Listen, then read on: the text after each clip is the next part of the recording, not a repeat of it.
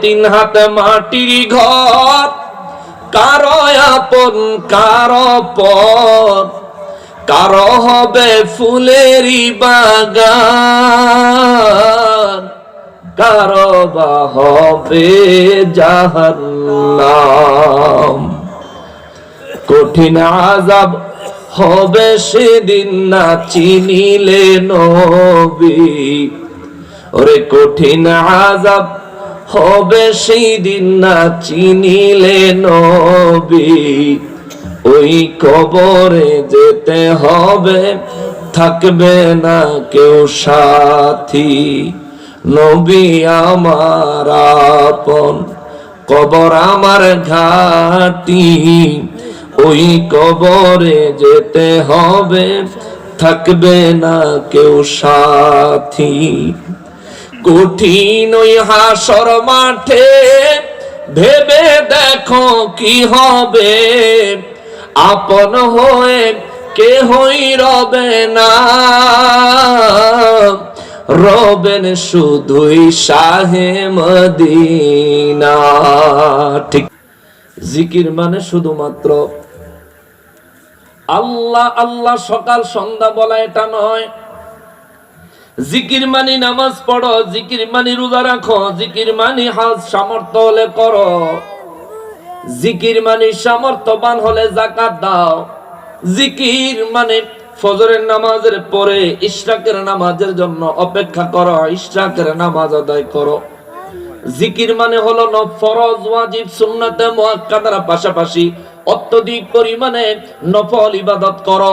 ফরজ ওয়াজিব সুন্নাতে মুআক্কাদা এবং নফল সমস্ত ইবাদতগুলি আল্লাহর জিকির। চিৎকার দিয়া বলেন আল্লাহু আকবার। সাহাবায়ে কেরাম বলেন, হুজুর হাশরের ময়দানে আল্লাহর জিকির মানুষ কিভাবে করবে?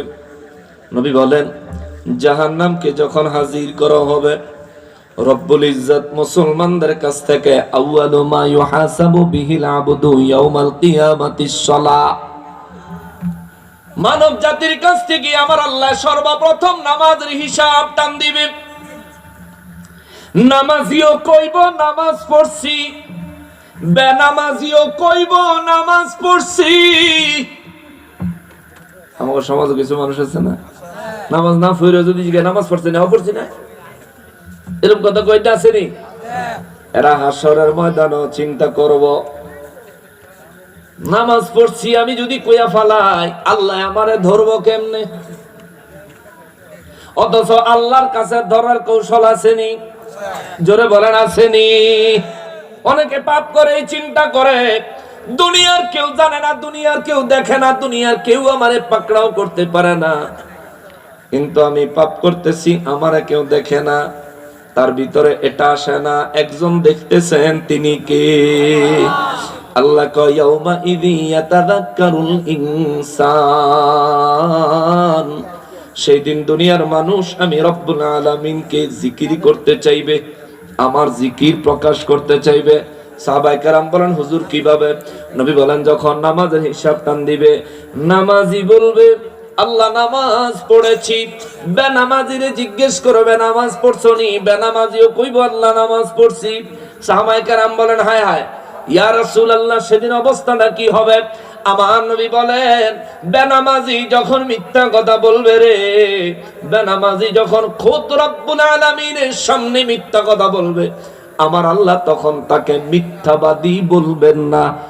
আল্লাহ তারে বলবেন, তুমি যদি দুনিয়ায় নামাজি হয়ে থাকো, আজকে হাশরের ময়দানে একটা সেজদা দিয়া দেখাও। জোরে বলেন আল্লাহু আকবার। আজকে একটা সেজদা দিয়া দেখাও। সেজদা দেওয়া কি সহজ না কঠিন? সহজ। আমরা দুনিয়ায় যে সেজদা দেই সহজ না। রুকুর থেকে দাঁড়াইলাম, সুন্দর করে সেজদায় চলে গেলাম, অনেক সহজ। কিন্তু হাশরের ময়দানে মহান রব্বুল আলামিন সিজদা দেওয়ার জন্য যখন বলবেন, তখন ওই মিথ্যাবাদী বেনামাজি মুনাফিকেরা মনে করবো যাক বালাই সুযোগ দিছে, একটা সেজদা দিলে আজকে কাম হইয়া যাইব, সারা জীবন নামাজ পড়ি নাই, কোনো অসুবিধা নাই, একটা সেজদা লাগাইতে পারলেই বাচ্চা যাবো। আমার নবী বলেন এই ব্যক্তি চিন্তা করবে, সেজদা লাগাবে, রব্বুল ইজ্জত নির্দেশ দিবেন তুমি সেজদা দিয়া দেখাও। বুঝছেন? তুমি সেজদা দিয়া দেখাও, তার মানে সেদিন আমার আল্লাহ তাকে সেজদা করার তৌফিক দিবেন না। তুমি সেজদা দিয়া দেখাও মানে নিজের ক্ষমতায় সেজদা লাগায়া দেখা। আল্লাহু আকবার। নিজের ক্ষমতায় সেজদা লাগায়া দেখা আল্লাহ বলবেন, কিন্তু নিজের ক্ষমতায় লাগায়া দেখা এইভাবে আল্লাহ বলবেন না। আল্লাহ বলবেন তুমি সেজদা করে দেখাও, একটা সেজদা দিয়ে দেখাও, তাহলে আমি আল্লাহ মেনে নিব তুমি দুনিয়ায় নামাজ পড়তা। জোরে কন্যা সুবহানাল্লাহ। এখন এই ব্যক্তি দুনিয়াতে নামাজ পড়তো নি? কথা কন পড়তো নি? পড়তো না। এই যে পরিস্থিতি যে বেড়া পড়ছে, এই বেড়ার মতন এইরকম সিচুয়েশনে পড়ার মতন আমরা চরিত্র আসেনি, আমাদের মধ্যে বেনামাজি আসেনি ম্যাক্সিমাম। যদিও শুনতে লজ্জার মতো লাগে, কিন্তু ম্যাক্সিমাম আমরা মুসলমান ঠিক। কালকা শুক্রবারে জুমার সময় মসজিদে জায়গা নাই, কিন্তু কালকার এই আজকা মাহফিল শেষে সকালে ফজরের সময় মসজিদে এক কাতারের বেশি, 2, 4, 5, 10 জন। গ্রামের বাড়িতে তো আরো অবস্থা খারাপ। শহরের মানুষটি এখন আবার আগের থেকে কিছুটা একটু হেদায়েতের লাইন হয়েছে। শহরে প্রত্যেক ওয়াক্তে মোটামুটি মসজিদে অনেক মুসল্লি হয়, কিন্তু যা হয় যথেষ্ট না। যে পরিমাণে মানুষ ওই মহল্লায় বসবাস করে, সব মানুষ যদি প্রত্যেক ওয়াক্ত নামাজে যাইতো, ওইরকম 10টা মসজিদ লাগতো এক মহল্লা, ঠিক কিনা বলে? কিন্তু যায় না। তাও পরিমাণে যথেষ্ট পরিমাণে যায়, কিন্তু গ্রাম অঞ্চলে এমন হয়। আমি তো গ্রামে কিছুদিন ইমামতি করছিলাম, ফজরের নামাজের আজানও নিজের দেওয়া লাগছে, একামতও নিজের দেওয়া লাগছে, ইমামতিও নিজের করা লাগছে। বাই চান্স একদিন যদি ঘুম থেকে উঠতে পারি নাই, নামাজের সময় পার হয়ে যাওয়ার সময় হয়ে গেছে, তবু আমার যে ডাইকা দিব এমন একটা বান্দা পাওয়া যায় না। এমন দিন গেছে। আমি জানি না এখন আপনাদের এই এলাকায় এই সমাজে এমন পরিস্থিতি আছে কিনা। বাবারে, হাসরের ময়দানে আল্লাহ আপনাকে বলবে নামাজ পড়তা, তাহলে একটা সেজদা লাগায় দেখাও। সেই দিনের কথা আমার আল্লাহ বলেন ইয়াউমা ইয়াতাযাক্কারুল ইনসানু ওয়া আন্না লাহু যিকরা। জোরে বলেন আল্লাহু আকবার। রব্বুল আলামিন বলেন ওই দিন মানুষ সেজদা দেওয়ার জন্য, আমি আল্লাহর জিকির করার জন্য চেষ্টা করবে, কিন্তু লাভ হইতো না, তার কোনো ফায়দা হবে না। আমি আল্লাহ বলবো একটা সেজদা দিয়ে দেখাও। নবী বলেন ওই ব্যক্তি মনে করব আল্লাহ হুকুম দিছে, সেজদা তো দেওয়াই যাবে, সে সঙ্গে সঙ্গে সেজদা দেওয়ার জন্য রেডি হয়ে যাবে। রব্বুল আলামিন বলেন সে রেডি হইতে দেরি হবে, তার মাথার থেকে ধরে পায়ের একেবারে গোড়ালি পর্যন্ত শরীরের যতগুলো জয়েন্ট আছে, জোড়া শরীরে যতগুলো জয়েন্ট আছে, রব্বুল ইজ্জাত যেহেতু তাকে তৌফিক দিবেন, বলেন নাই, বলেছেন তুমি সিজদা করে দেখাও। আল্লাহর হুকুম নির্দেশ না থাকার কারণে সেই দিন ওই ব্যক্তির পুরো শরীরটা সোজা হয়ে একেবারে শক্ত হয়ে যাবে। কোনো একটা জয়েন্ট সোজা থেকে বাঁকবে না, সোজা জয়েন্ট সোজা থাকবে, একটা জয়েন্টও বাঁকা হবে না।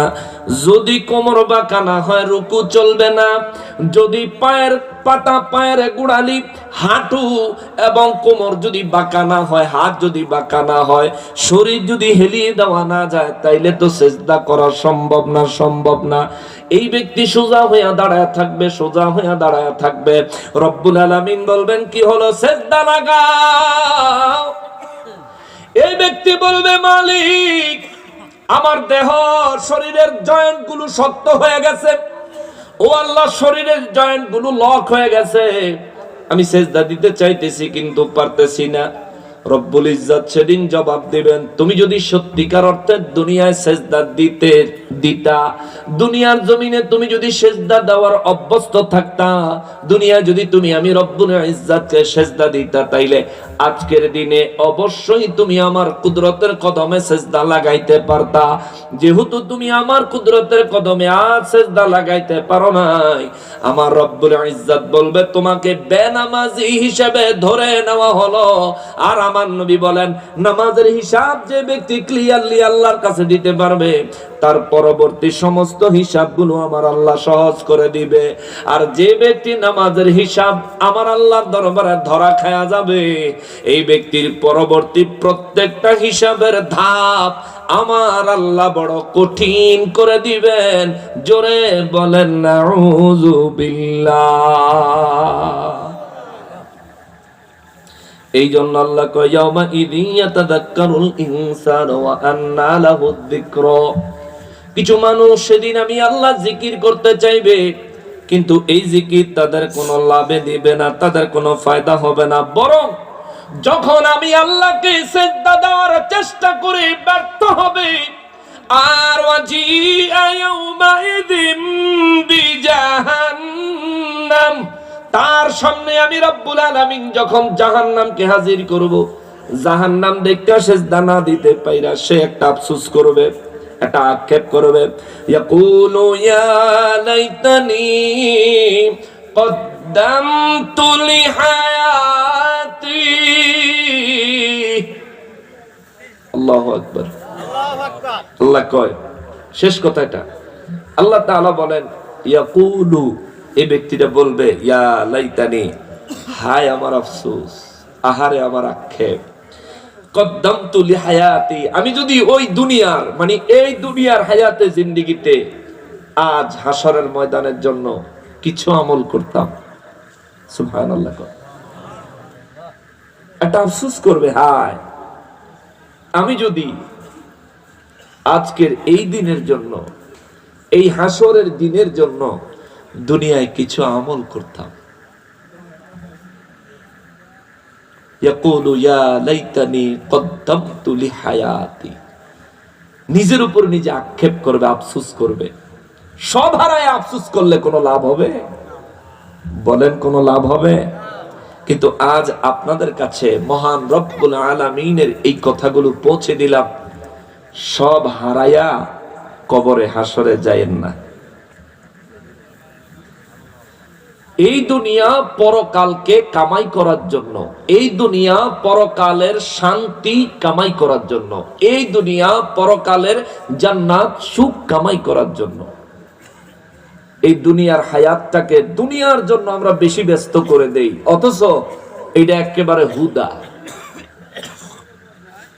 আমাদের এই জীবনের সাফল্য হবে যদি পরকালের জিন্দেগিকে আমরা আমাদের জন্য নিরাপদ, আযাব মুক্ত, নেয়ামত যুক্ত বানাইতে পারি। কথা বলেন ঠিক কিনা?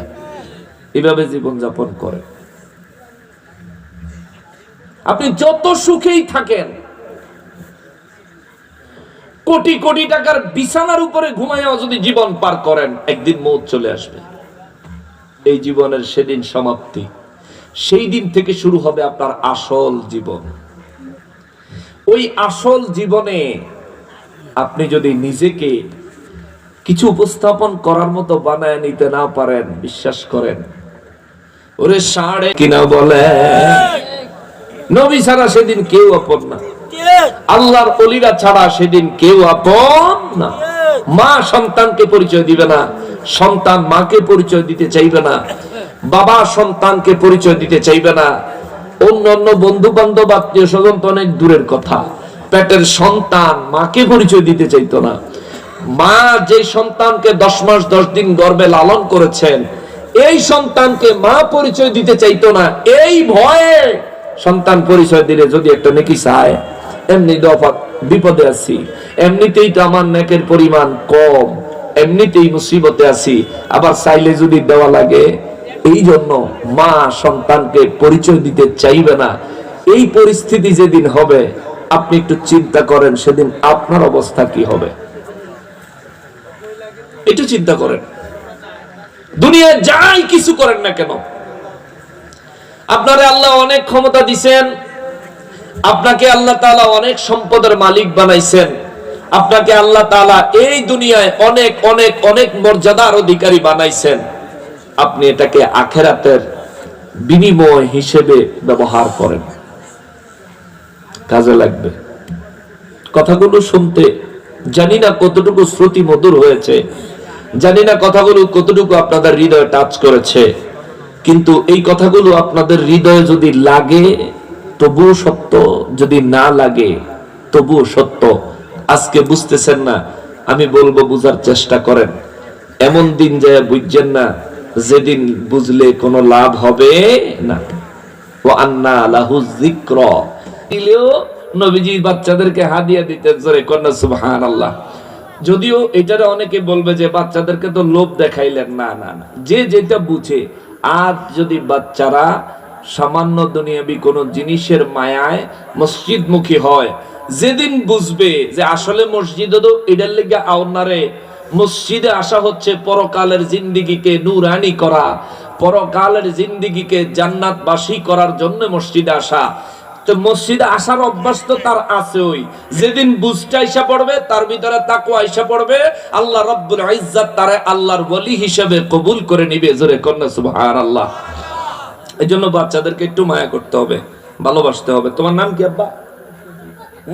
আশরাফুল, মাশাআল্লাহ, সুন্দর নাম আশরাফুল।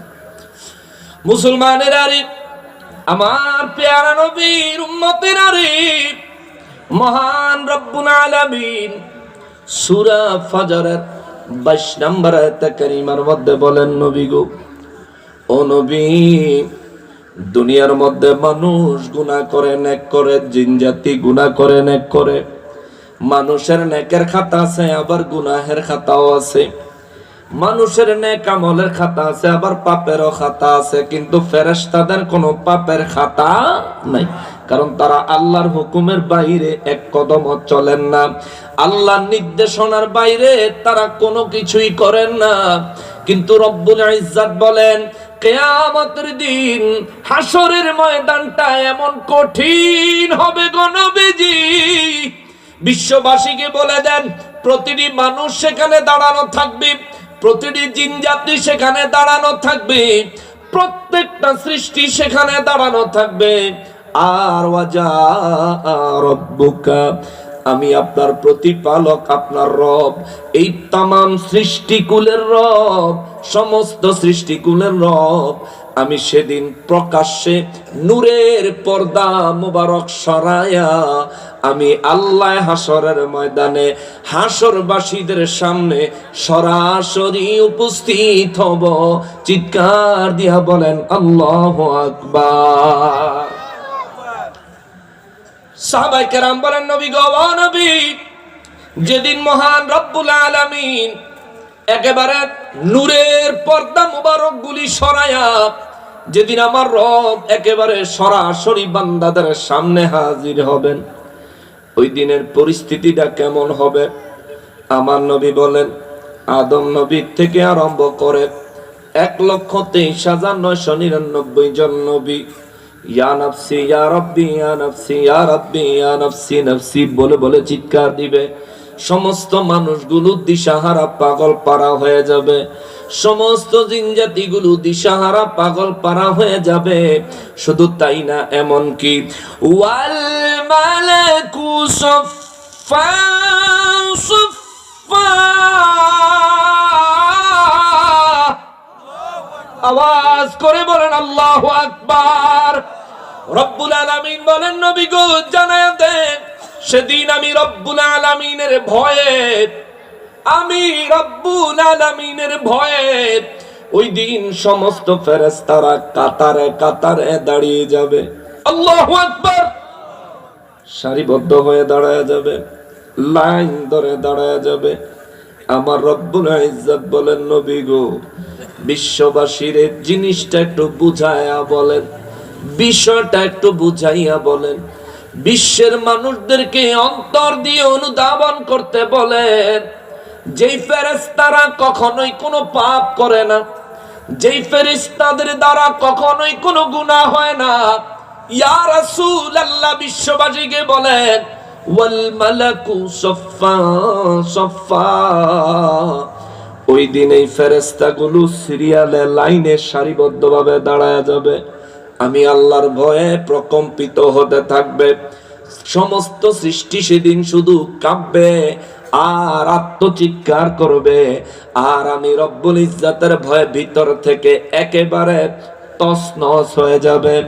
ইয়া রাসূলুল্লাহ, বিশ্ববাসীরে বলে দেন তাম সৃষ্টিকুল সেদিন আমার ভয়ে কাঁপবে, আমি আল্লাহর ভয়ে ভিতর থেকে চুরমার হয়ে যাবে।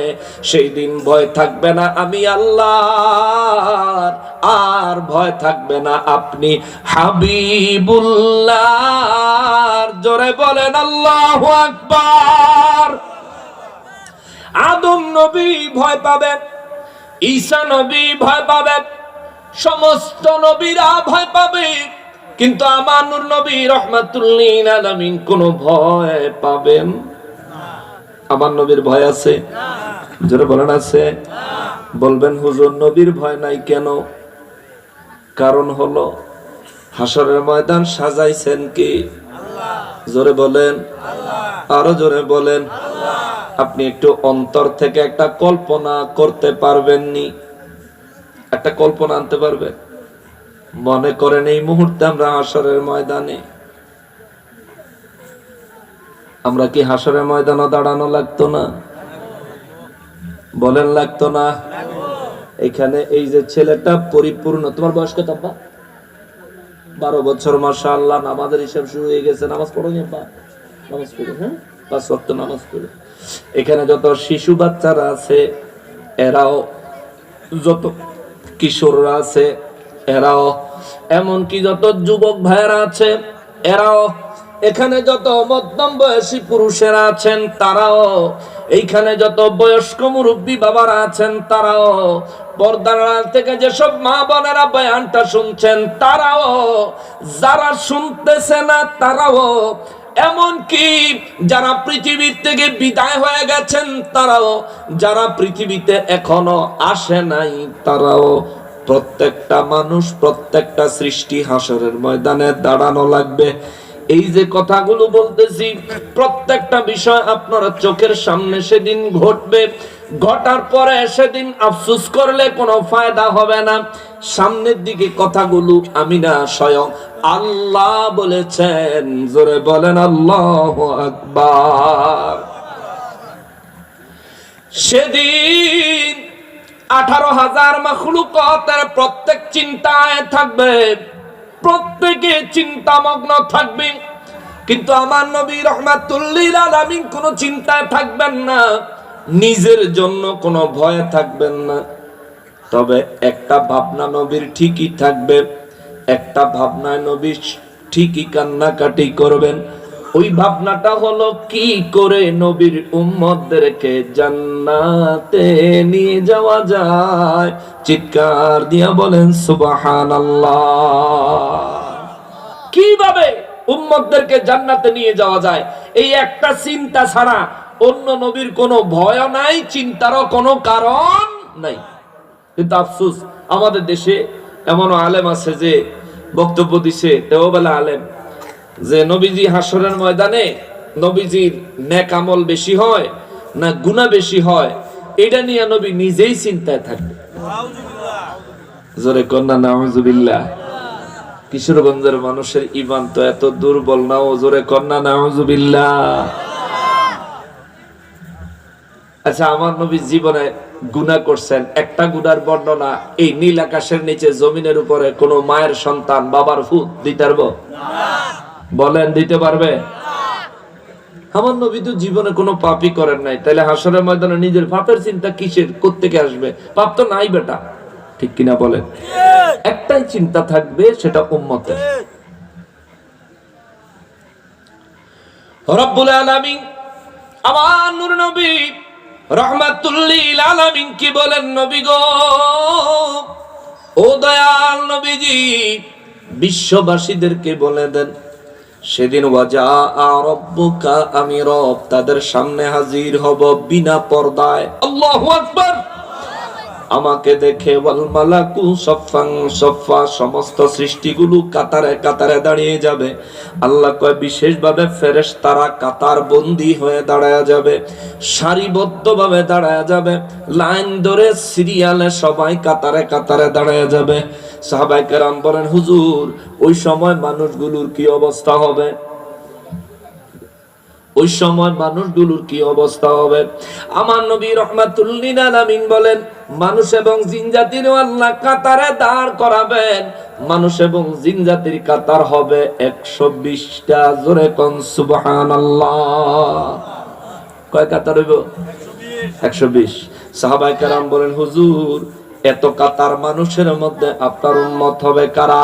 নবী বলেন, অধিকাংশ আমি নবীর উম্মত। আল্লাহু আকবার। অধিকাংশই আমি নবীর উম্মত। সাহাবায়ে কেরাম বলেন, হুজুর অধিকাংশ আপনার উম্মত, কত পরিমাণে আপনার উম্মত? আমার নবী বলেন, আমার উম্মতের পরিমাণ হবে 3 ভাগের 2 ভাগ। সুবহানাল্লাহ। 120 কাতারে 3 ভাগ করলে হয় 40। 3 40-এ 120। নবী বলেন 3 ভাগের 2 ভাগ আমার উম্মত। তার মানে 120 কাতার মানুষের জিন জাতির মধ্যে আমার নবীর উম্মত হবে 80 কাতার। জোরে বলেন আল্লাহু আকবার। আর 40 কাতারের ভিতরে থাকবে অন্য নবীদের উম্মত, কাফের বেঈমান সব। অন্য নবীদের উম্মত, কাফের বেঈমান মুনাফিকেরাও থাকবে ওই 40 কাতারের ভিতরে। নবী বলেন 80 কাতার হবে আমি নবীর উম্মত। সুবহানাল্লাহ। রব্বুল আলামিন বলেন, নবী গো, ও নবী, বিশ্ববাসীকে ওই দিনের বর্ণনাটা আমি আল্লাহর ভাষায় শোনায়া দেন। আমি রব্বুল ইজ্জত হাসরের ময়দানে যখন হাজির হব, ফেরেশতারা লাইন দিয়া সিরিয়াল ধরে সারিবদ্ধভাবে কাতারবদ্ধ হয়ে যখন দাঁড়িয়ে যাবে, রব্বুল আলামিন বলেন, وجيء يومئذ بجهنم। আওয়াজ করে বলেন আল্লাহু আকবার। রব্বুল আলামিন বলেন, ওই দিন আমি রব্বুল আলামিন শেষ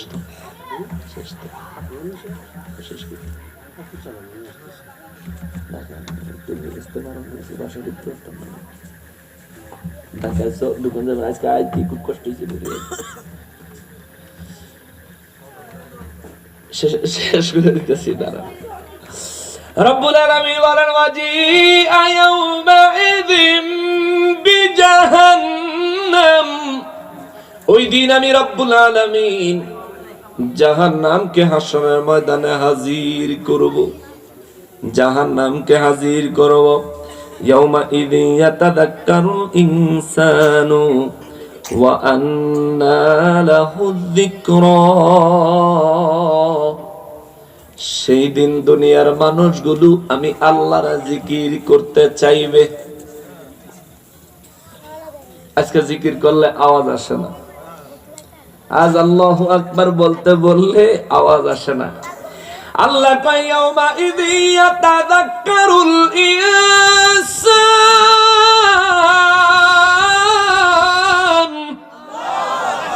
আল্লাহ কয়, সেই দিন মানুষগুলি আমি আল্লাহর জিকির করতে চাইবে, জিকির করতে চাইবে, জিকির করতে চাইবে। ওয়া আন্না লাহু যিকরা। আল্লাহ কয়, কিন্তু তার সেদিনকার চিৎকার, সেদিনকার জিকির তার জন্য কোনো কাজে আসবে না। নাউযুবিল্লাহ বলেন। আরো জোরে বলেন নাউযুবিল্লাহ। এই জন্য বাবা, দুনিয়ার জীবনে জিকির করিয়েন। জিকির কারে কয়? জিকিরের মধ্যে সব ইবাদত। নামাজ আল্লাহর জিকির, কোরআন তেলাওয়াত আল্লাহর জিকির, মাহে রমজানের রোজা রাখা আল্লাহর জিকির, নবীর উপর দুরূদ ও সালাম পড়া আল্লাহর জিকির, নবীর মহব্বতে নবীকে সালাম পেশ করা আল্লাহর জিকির। সমস্ত ইবাদতগুলি আল্লাহর জিকির, আল্লাহর জিকির, আল্লাহর জিকির। জিকির মানে শুধুমাত্র, জিকির মানে শুধুমাত্র, জিকির মানে শুধুমাত্র ফাজলামি করস বেবে।